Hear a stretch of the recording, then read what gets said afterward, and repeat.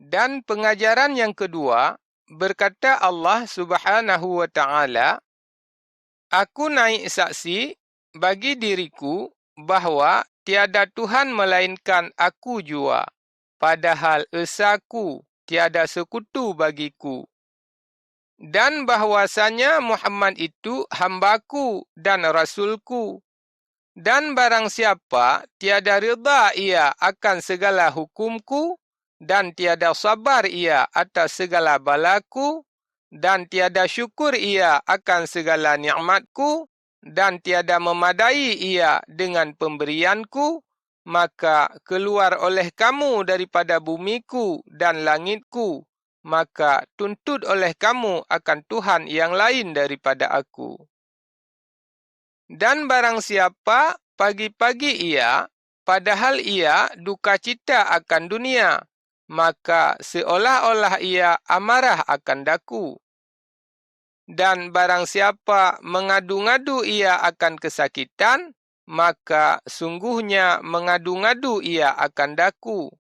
Dan barang siapa masuk kepada orang kaya, atau bertemu ia dengan dia, maka merendah ia akan dirinya baginya orang kaya, karena kayanya, niscaya hilanglah 2/3 agamanya.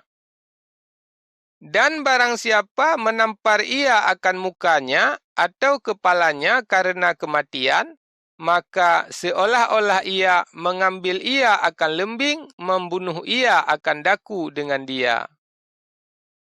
Dan barang siapa memecah ia akan kayu atas kubur mayat, maka seolah-olah meruntuh ia akan pintu Ka'bahku dengan tangannya. Qauluhu seolah-olah meruntuh ia akan pintu Ka'bahku, artinya apabila dipecah dengan tiada hajat dan maslahat. Intaha. Dan barang siapa berkemih ia pada barang mana pintu yang masuk ia padanya, niscaya memasuk akan dia oleh Allah Ta'ala ke dalam neraka Jahannam.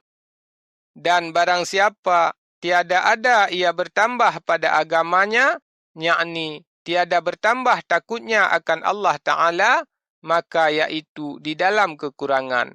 Dan barang siapa ada ia di dalam kekurangan, maka mati itu terlebih baik baginya.